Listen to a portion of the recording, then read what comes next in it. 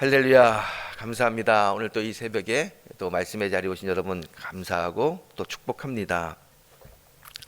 어저께 예배 끝나고 가는데 어떤 분이 그러시더라고요. 목사님, 제가 이제 한 번도 안 빠지고 왔는데 내일만 오면은 다 참석하는데 그럼 9번 다 참석하면은 어떤 선물을 주시나요? 그러시더라고요. 여러분, 그래서 참 고맙더라고요. 그분은 자신 있게 얘기할 수 있잖아요. 근데 두 번만 더 오면 된다고. 제가 그때 그랬죠. 기대하세요. 기대하세요. 그리고 갔어요. 제가 기대하세요라는 이 말 속에는 어떤 말이 있냐면요.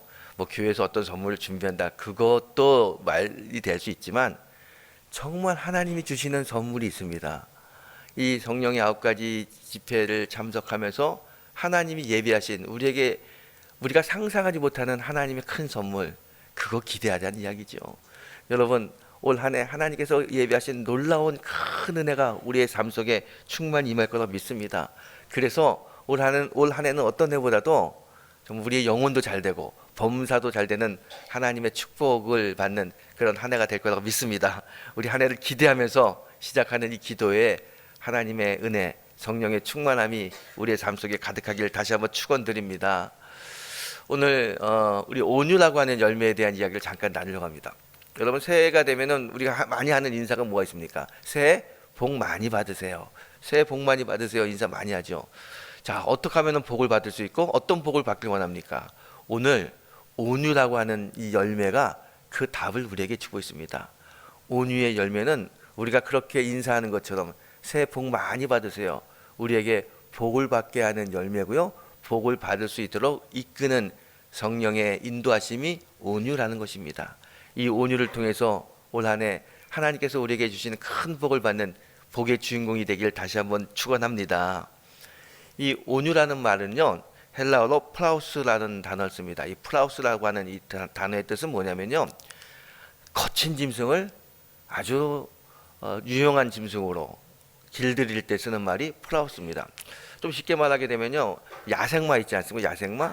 야생마는요 굉장히 힘이 세고 잘 달립니다. 그런데 성격이 너무 거칠어요. 한 번도 갈기를 채우지 않았기 때문에 사람 말 듣지 않습니다. 그래서 올라탈 수도 없고 일을 시킬 수도 없습니다.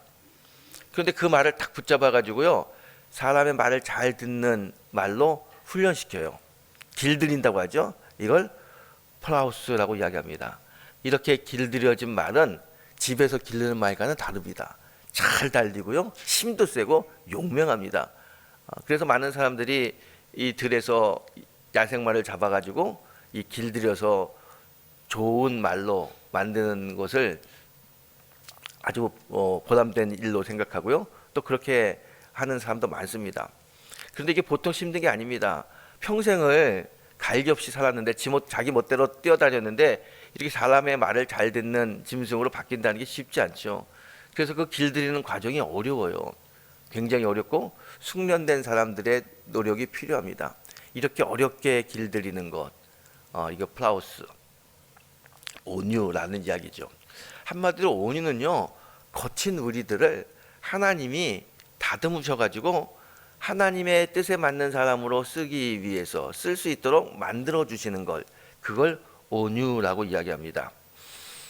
여러분, 온유의 열매를 이야기할 때 성경 속에 나오는 사람들 대표적으로 빠지지 않는 사람이 누가 있을까요? 여러분 한번 가만히 생각해 보십시오. 굉장히 성격이 거칠었는데 하나님의 손에 이끌려 가지고 다듬어진 다음에 아주 하나님께 쓰임 받았던 사람, 대표적인 사람 베드로도 있고요, 바울도 있고요, 그리고 모세도 있습니다. 여러분, 모세나 바울이나 이 베드로의 특징이 있습니다. 뭐냐면요, 너무 성격이 욱해가지고요, 자기를 잘 통제하지 못했던 사람입니다. 모세, 이집트의 왕자였지만 성격이 온유하지 못해서 자기를 통제하지 못해가지고 화가 나서 사람을 때려가지고 사람을 죽였어요. 여러분, 사람이 사람을 죽인다는 건요, 보통 사람들은 할 수 없는 일입니다. 성격이 진짜 불같지 않으면 사람 죽일 수 없어요. 욱해가 자기를 통제할 수 없어요. 바울도 마찬가지입니다. 바울도 성격이 보통 사람이 아닙니다. 스데반이 돌 맞아 죽을 때 제일 앞장서서 돌 던져라, 스데반을 죽이라고 고함쳤던 사람이 누구냐면 바울입니다. 사람을 죽이라고 자기 흥분해가지고요, 자기의 감정을 추스리지 못하고 사람을 죽이라고 막 소리쳤던 사람이 바울이었어요. 베드로도 마찬가지죠. 이 베드로도 얼마나 성격이 급하냐면, 말코라고 하는 사람이 예수님을 잡으러 오니까 화가 나가지고 칼을 휘둘러가지고 말코의 귀를 자르고요, 그 사람을 죽이려고 했던 사람입니다. 이렇게 모세나 바울이나 베드로나 다 사람을 죽이려고 했던 사람들이에요. 보통 사람들하고는 다릅니다. 성격이 급하기도 하지만 욱하고 화가 나면 못 말리는 사람들이에요. 이렇게 길들여지 않은 사람들, 성격적으로 굉장히 거친 사람들, 이 거친 사람들이 나중에 어떻게 됩니까? 너무 온유한 사람이 되죠. 나중에 성경이 모세를 뭐라고 이야기하냐면, 모세의 온유함이 그 지면을 덮었더라 그래요. 이 세상에 모세처럼 온유한 사람이 없었다는 거예요. 아니, 욱해가지고 사람을 죽이던 그 사람이 세상에 그렇게 온유해졌다고 이야기합니다. 바울도 보십시오. 평생 복음을 전하면서 그가 얼마나 온유한 사람이 됐습니까? 베드로도 마찬가지죠. 여러분, 이렇게 거친 사람이 성령에 이끌려가지고 온유한 사람이 됐어요. 저는 이 말씀을 보면서 이런 생각을 해봅니다. 우리말에 그런 말 있잖아요. 사람은 절대로 변하지 않는다. 그 사람 변하면 죽는다 그러잖아요. 사람 변하지 않는다 그래요. 또 이 말이 한편 맞는 것 같아요. 이렇게 오랫동안 신앙생활 하면서도 보면은, 옛날에 젊었을 때 만났을 때나 또 중년이 돼서 만났을 때, 노년이 되어 만났을 때 그 사람 욱하는 걸 보게 되면 잘 변한 것 같지 않아요. 화내는 모습, 이기적인 모습, 욕심의 모습을 보면 변하지 않는 것 같아요. 그래서 저 사람 참 변하지 않는다. 교회를 오래 다녀도 변하지 않는구나.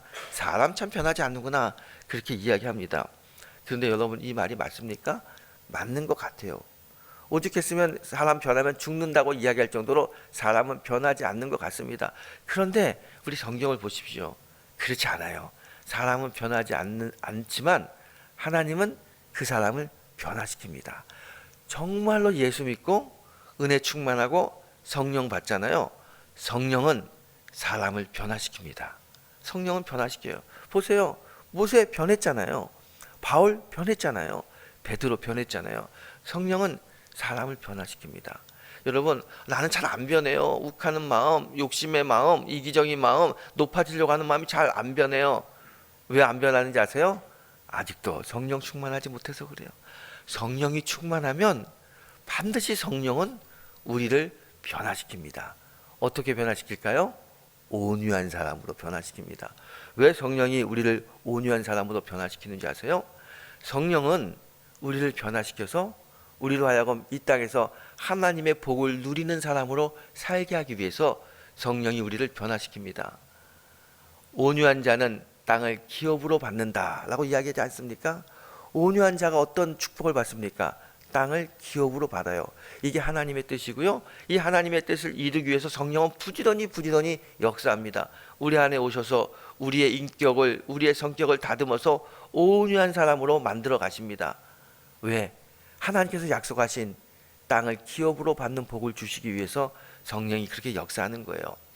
자, 땅을 기업으로 받는다. 이게 무슨 말일까요? 온유한 자는 땅을 기업으로 받는답니다. 여러분, 여기서 땅이라고 하는 것은요, 아파트 한 평, 두 평, 20평 그런 평수를 이야기하는 게 아닙니다. 이 땅이라는 것은요, 월드, 세상을 이야기해요. 온유한 자는요, 성령에 사로잡혀서 온유한 자, 하나님의 마음에 드는 자, 하나님의 뜻을 이루는 자가 되게 되면요, 하나님이 한 평, 두 평 그런 땅을 우리에게 주는 것이 아니라 세상을 우리에게 준다는 거예요. 세상을 기업으로 준다는 거예요.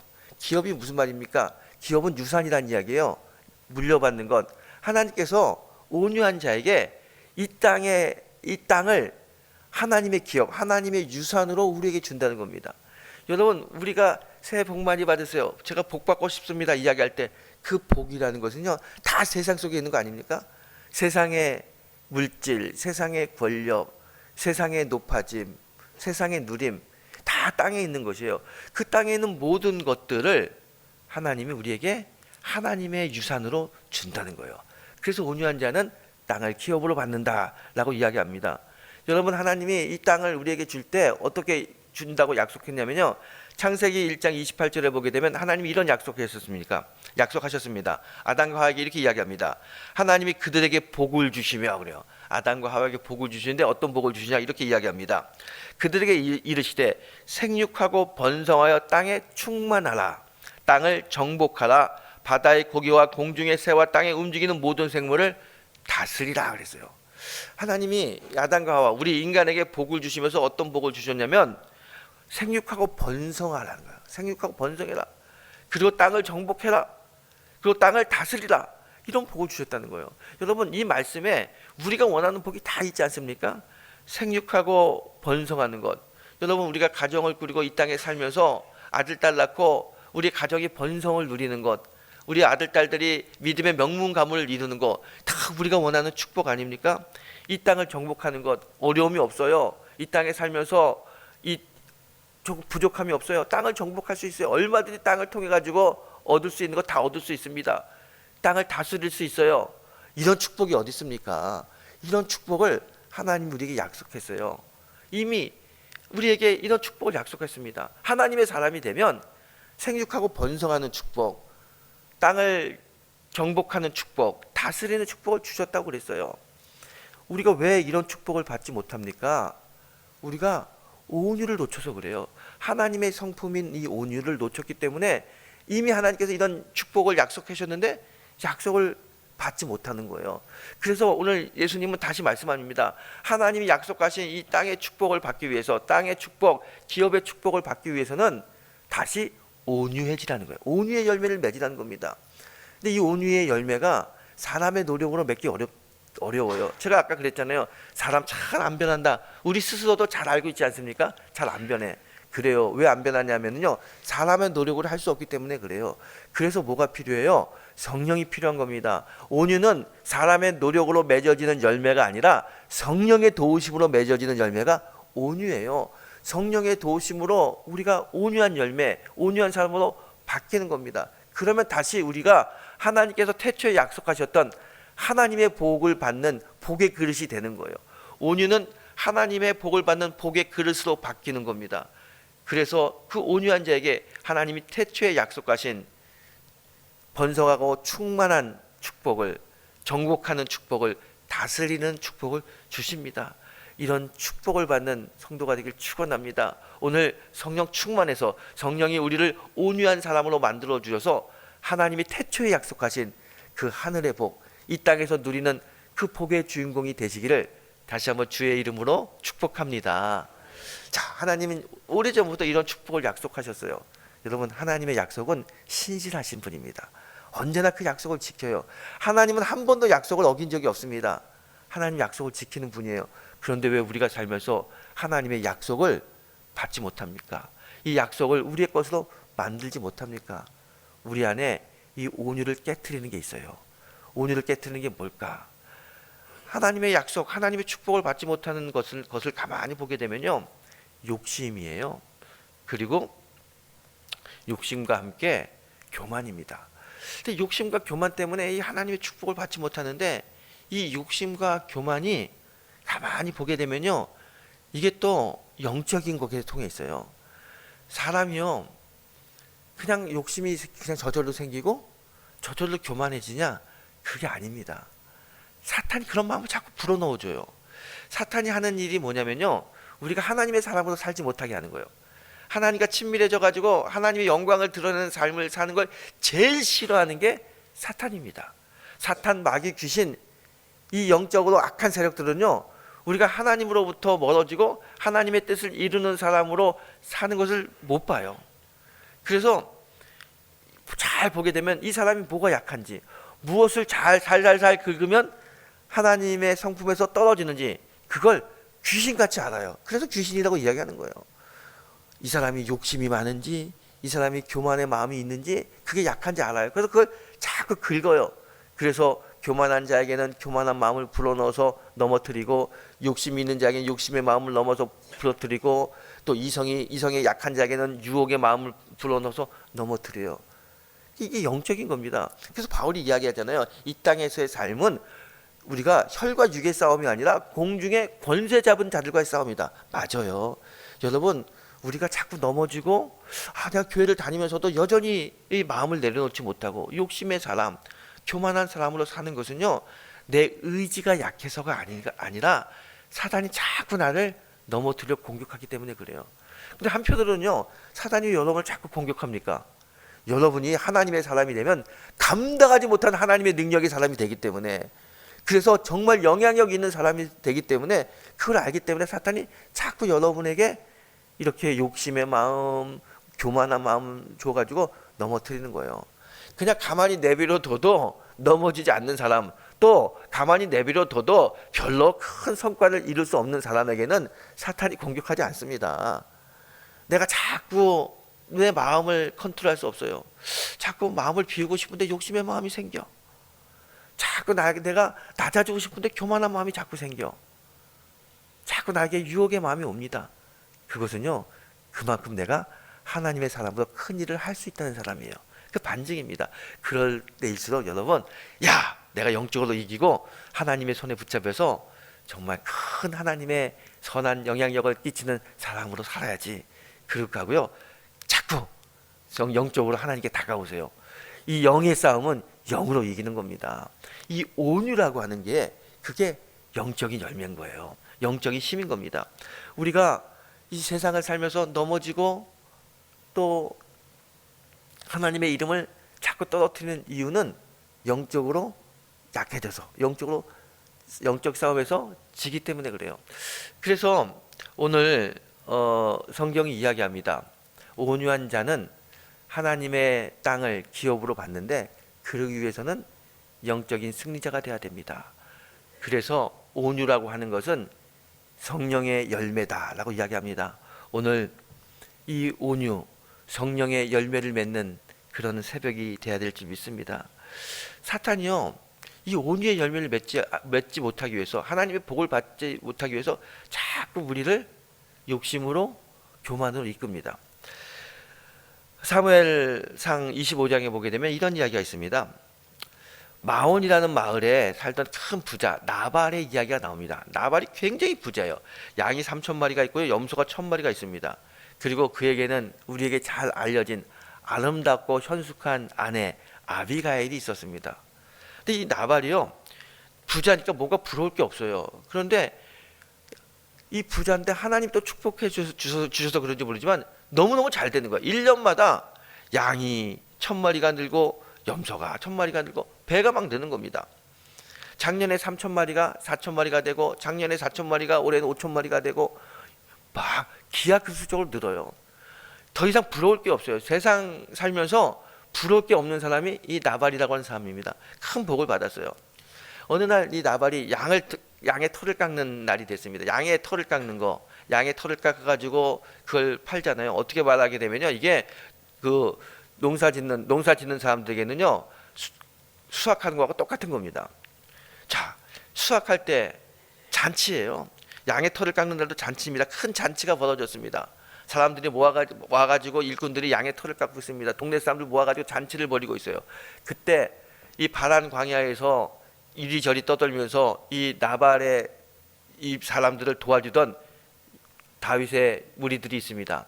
그때는 다윗의 무리들이 어디 정착하지 못하고 여기저기 떠돌면서 그냥 가드, 요즘 말로 하면은 그냥 보호하는 역할, 그러면서 조금씩 그 사람한테 도움받아서 살던 그런 사람들이었어요.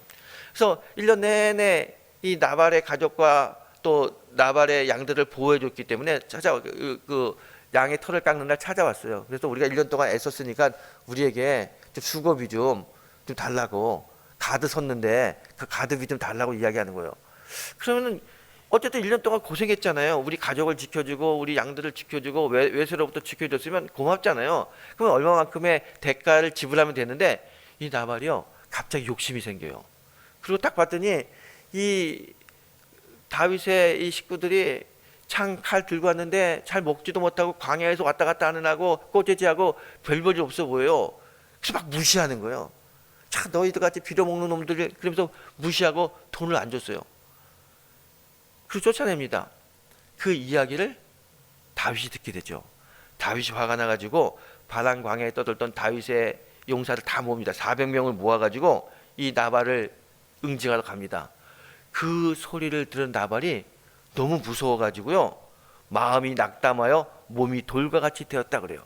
마음이 낙담하여 몸이 돌과 같이 되었다. 이게 뭡니까? 내장이요 굳어지는 거예요. 요즘 말로 하게 되면 아마 암이 걸렸는지 모릅니다. 그래서 그것 때문에 나발이 죽게 됩니다. 여러분, 성경은 이 사무엘 성경에서 나발이 죽은 이유를 뭐라고 이야기하냐면 그의 교만과 욕심 때문이었다라고 이야기합니다. 이 교만과 욕심 때문에 갑자기 몸이 굳어지는 암이 걸려가지고 나발이 죽는 거예요. 그 전에는요 참 부럽지 않은 삶을 살았습니다. 그런데 그가 왜 이렇게 갑자기 죽게 됩니까? 그의 욕심, 그의 교만 때문에 그래요. 욕심과 교만은 우리의 마음과 우리의 육신을 굳게 하는 영적인 공격입니다. 사탄의 공격이에요. 사탄은요 항상 욕심과 교만을 통해서 우리를 조종하고 우리를 넘어뜨리고 우리를 멸망시키는 게 사탄의 전략입니다. 여러분, 우리가 2025년을 살면서 하나님의 축복 속에 거해야 되는데 우리가 하나님의 축복을 받지 못하고 이 땅에 넘어진다, 세상에 짓밟힌다. 왜 그럴까? 거의가 다 욕심과 교만 때문에 그렇습니다. 사탄이 욕심과 교만으로 우리를 공격하기 때문에 그래요. 그래서 이 욕심과 교만을 물리쳐야 되는데 또 욕심과 교만을 물리치는 그 방법이 뭐냐? 이것도 영적인 거예요. 다른 게 아닙니다. 영의 싸움에서 이기기 위해서는요 우리의 힘으로 안 되잖아요. 성령의 도우심이 필요합니다. 성령의 도움, 특별히 누구의 도움이 필요하느냐? 예수님의 도움이 필요해요. 여러분, 예수님 뭐라고 말씀하셨습니까? 예수님 이렇게 말씀하셨습니다. 나는 마음이 온유하고 겸손하니 나의 멍에를 메고 내게 배우라 그래요. 자, 욕심과 교만을 이기고 이 온유의 열매를 맺는 삶을 살아야 되는데 그러기 위해서 어떻게 해야 되느냐? 예수님 그 방법을 가르쳐줘요. 나는 마음이 온유하고 겸손하니 나의 멍에를 메고 내게 와서 배우라. 교만한 사람이 되기 위해서, 겸손한 사람이 되기 위해서 예수님께 와서 예수님을 배우라는 거예요.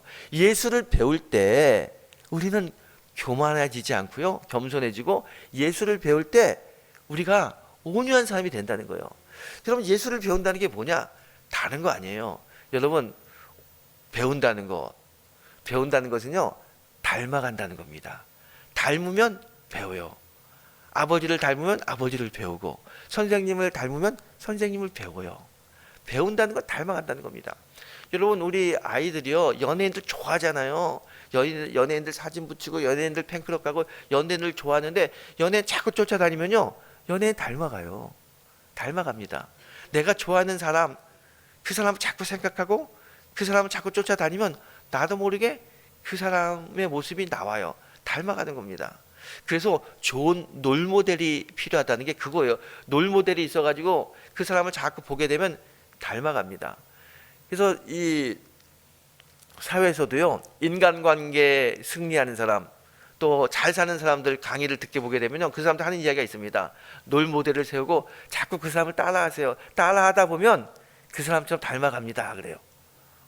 여러분, 세상의 일도요 롤모델을 세우고 그 사람 쫓아가면 닮아가는 것처럼 영적인 것도 마찬가지입니다. 영적인 모델을 세우고 자꾸 그 사람 보고 따라가면 영적으로도 닮아가요. 영적으로 가장 완벽한 모델이 누굽니까? 예수님이에요. 예수님. 우리가 예수님을 자꾸 따라가면 예수님 닮아가요. 예수님 닮아가면 우리 안에 예수님의 온유한 마음, 그게 생겨요. 그럼 우리는 영적으로 온유한 사람이 되는 겁니다. 그러면 하나님이 약속한 땅을 기업으로 받는 축복을 받게 돼요. 자, 예수님을 닮아가는 거 내게 와서 배우라잖아요. 예수님 닮아가는 게 뭡니까? 간단한 거예요. 자꾸 예수님을 생각하는 거예요. 묵상하는 겁니다. 예수님을 묵상하세요. 여러분, 예수님을 자꾸 생각하세요.